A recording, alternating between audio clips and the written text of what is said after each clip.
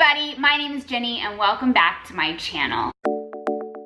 This video is about how Lupus snatched my wig. I just want to preface this with I'm feeling a little weird today. I'm very nauseated. My head's been hurting all day and I feel a little spacey, but I thought maybe if I filmed it would distract me because there's no way I can sleep. My hair has started falling out, and I've joked about it in other videos because I've got to a place now where I'm able to joke about it. It actually honestly makes it less awful. I'm going to go through the whole process so far of when my hair started falling out, why it started falling out, what it was like for me, how I handled it emotionally, the decisions I made about it, and then where I am now with it. I feel like I'm ready, so let's talk about it. There are a lot of reasons people lose their hair. So this video can relate to, I think, anyone who has experienced hair loss. I guess I should start at the beginning. For those of you who are new to my channel and just stumbled upon this video because you're looking for a video about hair loss, hi. Let me just give you like a quick little recap without going into everything because I've done other videos. I have an autoimmune disease called systemic lupus, and I also have an overlap to that called Sjogren's syndrome. Basically, my immune system is attacking myself and it causes a lot of not fun symptoms. I think it was May maybe, I started on a low dose of chemotherapy to combat my lupus symptoms. That is a completely normal thing. When I say chemotherapy, it's not like a cancer level chemotherapy. This is a low dose that you take weekly for a continuous amount of time, sometimes years and years, whereas cancer, you do it for short periods of time and you do a whole lot of it at once. Either way, it is still the same medication in your body. I give myself a shot every week. I started noticing that my symptoms were getting better. I was scheduled to go out of town at the beginning of July. Right before I went out of town, I had just an awful flare. It was something I'd never experienced before. Usually my flares are very consistent. This was very different. All of my joints swelled. My hands were almost twice their size. It's incredibly painful. Headaches. It just was awful. My doctor ended up giving me a steroid shot for that. They wanted to prevent this from being like a recurring arthritic type symptom thing, and they want to find out whether or not I have rheumatoid arthritis. They doubled the dose of my chemotherapy, and usually you gradually go up. Then I went to Atlanta. I want to say that my hair had been thinning a little bit since starting the chemo 2 months before, but I mean, very not noticeable. Like I could tell it was a little thinner, but it wasn't anything I was concerned about. Also, since I developed lupus, my hair had thinned out a little bit, and that's really common for lupus to have some hair loss. I got to Atlanta and I took my first shot, the double dose, and I have felt so incredibly sick, just like violently throwing up, just extreme lethargy, could barely lift my head. I just felt really, really bad. Plus, I was already feeling so bad from the flare, it hadn't gotten better yet. Fast forward maybe a couple days, like maybe 2-3 days after I got into Atlanta, I was working in my bedroom at home, and it was the middle of the night. I think it was like 2 in the morning, and I was just playing around with my head, and it felt very different. Like it felt like I was missing some hair. So I started taking my camera, and I was like going all around my head, kind of like this, taking a bunch of pictures of myself and looking at it. And my hair was noticeably thinning to the point where there was like bald spots showing. Like it was almost like wisps of hair over, you could see scalp underneath, if that makes sense. And it was all over, it was like here, but then there were thicker parts too. And I started freaking out. I wasn't sure if I was making it up, and so I kind of started obsessively taking pictures of my head. Then I would zoom in on them and look around, and then I went in my bathroom and I was turning around in the mirror and taking pictures, and I just started hysterically crying. I felt in that moment I wasn't prepared for that. I understand this is just hair and it'll grow back, but I have a disease that's completely taken over my body. I don't have much control over my body anymore. I feel very foreign in it. It's not only affected my body, but it's affected things outside of my body, my day-to-day activities, my friendships, my jobs, things like that. So it's just been a lot has been riding on this disease. And I try to stay positive, but sometimes it can be hard. I had been finally doing well when I first started the chemo back in May. I felt like it was working. I felt a motivation to start rekindling my acting career. I kept telling myself, I was like, I'm gonna be on this a couple of months starting in June, or like end of June or August, sometime this summer. I'm going to get new headshots and try to get another agent. And I had all these projects in line, and I was so excited, and I just felt extremely motivated and more like myself than I had in a very long time. My hair had finally gotten to the closest it was to my old hair before I got sick, and I loved my old hair. It was long and brown, and it ended up breaking off, and I had to cut it, and then it was growing back, and it finally was the length I liked. I started finally looking like myself again. I felt more me than I had in a while. So I was ready to start putting my toes back in the water and pursuing acting. So when my hair started falling out, I just couldn't see around it. I just couldn't handle it. It felt like I was doing so well. Why now? Why am I doing bad again? I don't get it. I was planning on getting headshots, and how do you get headshots when you've got bald spots and your hair's thinning and you really don't look like yourself? At first I catastrophized it. In my head, I just was like, well, then your dreams are over. No agent's gonna want to represent somebody who has a wig or wears multiple wigs or has these problems that you can't mask anymore, you know? Because I thought maybe if I don't tell them about my disease, they'll be more apt to want to represent me, which is so stupid. Like, I'm gonna be honest, and that's a whole other thing, but I just felt so defeated in that moment. I was crying to the point where I was like scream crying, but no sound was coming out. It was that traumatic, and I remember like sinking to my closet floor, and I was holding myself, and I was rocking back and forth, and I just was grieving so hard that all this was happening, and just trying to come to terms with it, and I didn't know what I was gonna do, and I had no desire to see anyone anymore. I just wanted to hibernate in my room and not do anything. I took a video of myself. I wanted to remember what it was like in that moment to realize my hair was falling out.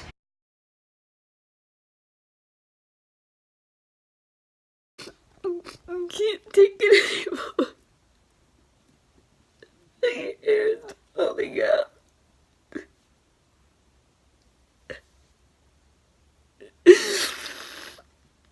I can't take it anymore.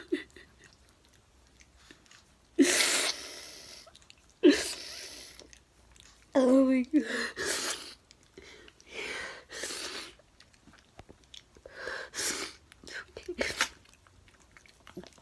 It's okay, baby.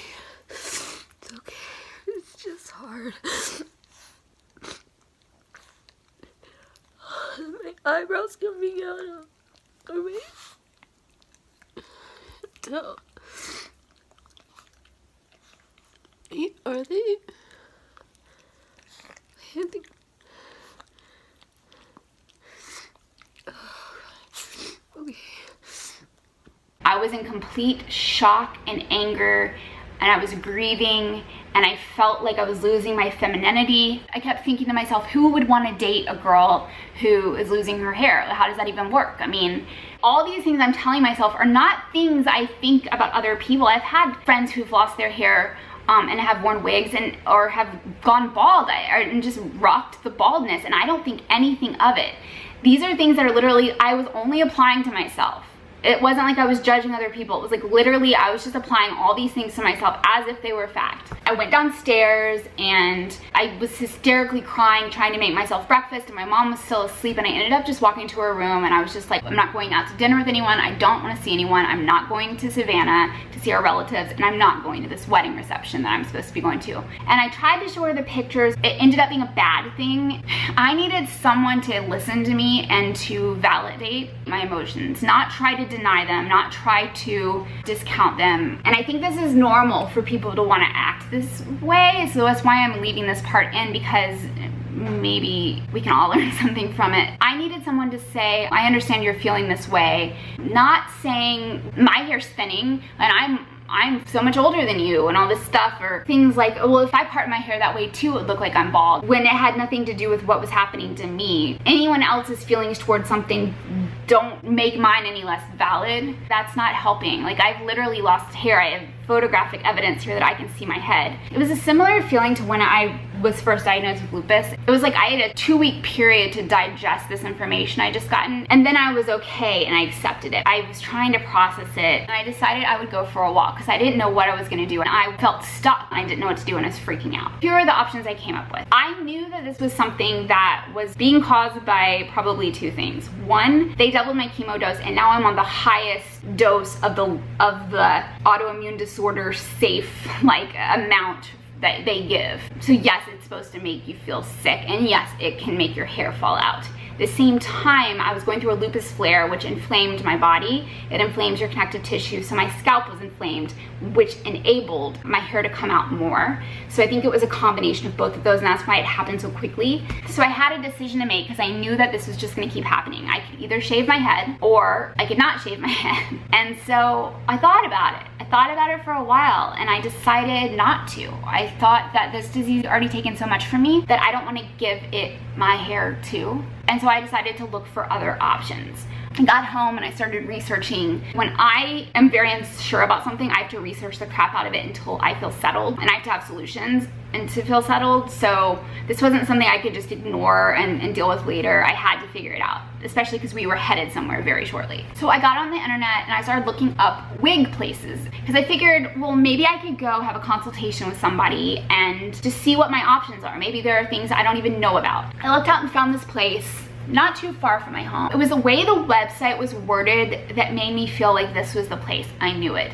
It was so compassionate. Everything on it about what they do when you get there and how they treat you and your consultation, everything just made me feel not ashamed, safe, and like I'm not being overly dramatic by going or anything like that. I was terrified to let anyone know what my head looked like. Between right now, like physically today that I'm filming this, and back then, I've lost way more hair. But at that time, what I'd lost was so traumatic to me and noticeable to me that it was like me acknowledging that this disease was really, really taking something from me. My mom ended up wanting to go with me. I wouldn't tell her where we were going though. And so we drove and we parked, and I told her she couldn't comment. And we went in and there was this lady working there. And I walked up and the words that came out of my mouth were, "Can I have a consultation?" And when I said consultation, I just started crying. The woman was so sweet. She sat me down. She asked me what was going on, and all I said was I have lupus, and she's like, you don't have to say anything else. I have a lot of people come in here with lupus. I was just weeping. That is what I needed to hear, the validation of somebody being like, you know, yep, this is happening. This is reality. From a compassionate place, not trying to deny it, not trying to make me feel better by saying anything else. She gave me some options, and she said that she didn't think extensions would work for me because of where my hair was falling out, and also she said that she thought that the extensions would weigh down my hair and make more hair fall out. So we had to start fitting me for a wig. The first thing she fitted me for, it felt like I was in a school play. It wasn't my hairstyle. It was just something that she had on the counter just to kind of show me what a wig would do. I just felt so uncomfortable. I kept telling her I need to look as much like myself as possible. I feel like now I'd be in a place where I could experiment with different wigs and have fun, but right then and there, at that moment, I had to be me. I felt like I was being taken away from myself and I needed to be me. So we pulled out the books until we found a style that I really, really liked. And she matched it to my hair color, and I was like, okay, this seems like me. We put on a similar one that was in a different hair color, and I liked it. And I didn't know I was gonna buy a wig when I was there because they were very expensive. But my mom offered to pay for it, and so we ended up doing that because I wouldn't have gone out the whole trip home. And I mean, I needed it. She ordered it, so we arranged to go get it right before we left for our trip. And I felt just this peace about me. I was still upset, but I was like, okay, I have a plan at least. When I walked back in the store, the woman was surprised. She was like, wow, you're in a much better place than you were before. And I said, yeah, I just needed to grieve. When she put it on, I initially looked in the mirror and I kind of started panicking. I thought, everyone's gonna know this is a wig. I feel like I'm still in a school play that just looks a little more like me. And I was really like, can I ever wear this in public? Like, people are gonna know, they're gonna make fun of me. So we're paying at the counter, and this woman walks in and sits down. We start talking, and it turns out she was wearing a wig, and I had no idea. Like, I really had no idea. And we were talking, and I was explaining, like, I'm afraid. And she was like, wait, that's a wig you have on? And I said, you don't have to say that. Yes, it's a wig. And she goes, no, I honestly didn't know. And that made me feel really good that at least a stranger wouldn't know. And then she proceeded to explain to me what it was like for her first wig and how scared she was and how she was afraid to show her family, and it felt very strange for her. And then she said eventually it just became her, and she loves it, and she's gotten the same wig for like 4 years in a row, and her husband loves it. So that made me feel really, really good. And she said even like a lot of people didn't realize she had gotten a wig. They were just like, oh, you did your hair, it looks so good. I knew I had to test it out though, and I was really, really scared to wear it in public. So we had to go to Savannah the next day, and that night we were going out. So I was like, this is gonna be it. I'm gonna test it out. So I put it on. The big test was, we were gonna meet my relatives for dinner. And I told my mom, I said, listen, I want you to tell me if my aunt asks if I'm wearing a wig. And I said, it won't hurt me, I just need to know. Like, I really wanna know, can people notice? And I was like, no one's gonna mention it in front of me, but if I get up to go to the bathroom, maybe they'll talk about it while I'm gone. Well, we walk up, and literally the first thing out of my aunt's mouth was, is that your real hair? And I was just like, okay, well, it's obvious.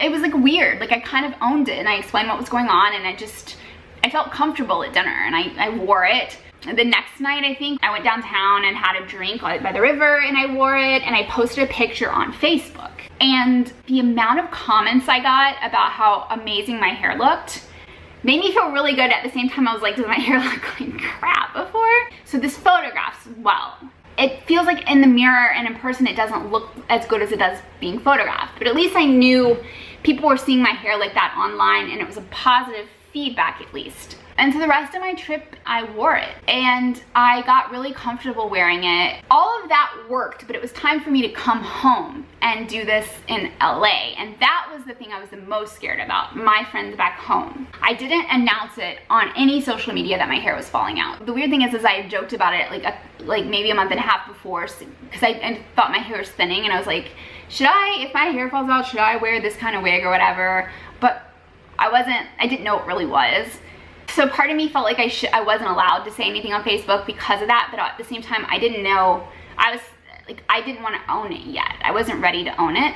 First, when I was home in LA, I wore a hat everywhere. I think I tested it by going out with my friend to get drinks. My friend didn't notice. I think just because nobody noticed, it just felt more comfortable, and so I was able just to have confidence with it later. But I still wasn't ready to wear it at work. I have really tried not to wear it a ton because it will wear out. If you wore it every day, it would only last 6 months, and this was really expensive. I don't need to wear it every day. I can wear it when I'm going out to hang out with like friends, like when I'm dressing up to go out, you know, when I want to feel really nice. But in August, I had to go into work for a huge meeting with my company. The head of the company was coming from Boston, and it was just a really big deal. So I knew I couldn't wear a hat to work. This was during the day, and it's a corporate office. So I knew I was gonna have to wear it, and I was gonna have to wear it in front of everyone I knew at work. And it was really scary. The more I was there, I felt confident, and then toward the end of my shift, I went and had drinks.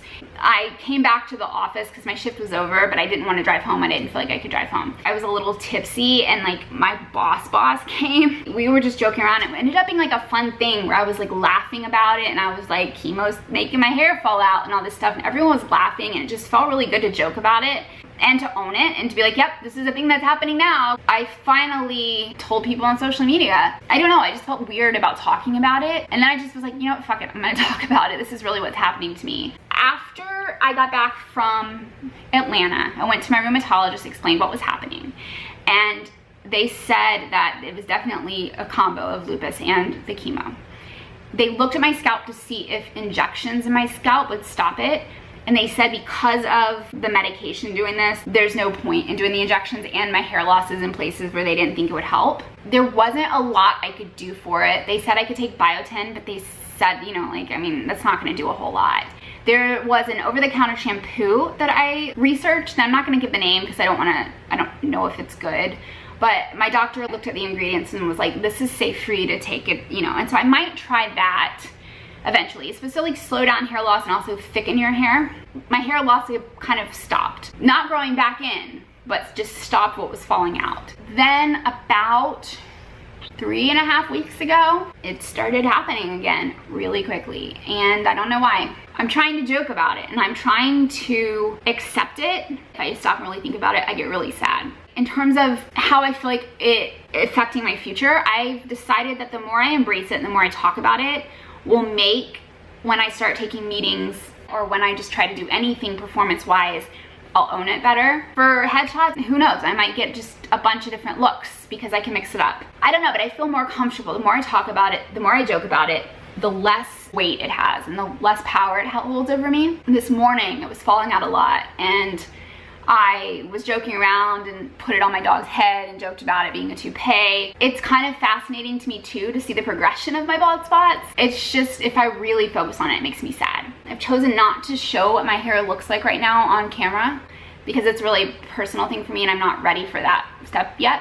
Hair loss is a very personal thing, and I don't want anyone to tell me this doesn't count as hair loss, because I know people that have lost all their hair. Why are you complaining? Or it doesn't look that bad. Anything that would discount what I'm going through. I wear hats a lot with my normal hair, so I've had friends make comments about how I have more hair than them and that my hair looks fine. I'm like, you really can't see what's under here. Luckily, there are certain areas that are thicker than others that mask the fact that everything is leaving. My hair's about half what was there before. I'm seeing my scalp through a lot of it now. I'm still not gonna shave it. I'm just gonna see what happens.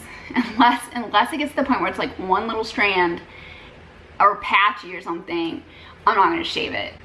I'm just gonna let it do what it's gonna do, and then when it starts growing back, I can decide what to do then. If you haven't already figured it out, this is the wig I got. This was 500 and something, and they last 6 months to a year, depending on how well you take care of them.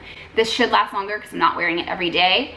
So that's where I am right now. If you have any questions about hair loss or you've experienced it yourself and have any tips on how to go about it, please let me know below. I mean, it helps to know I'm not alone. So if you are going through this, feel free to tell me that. That's it for this video, and I will see you whenever I do film another video.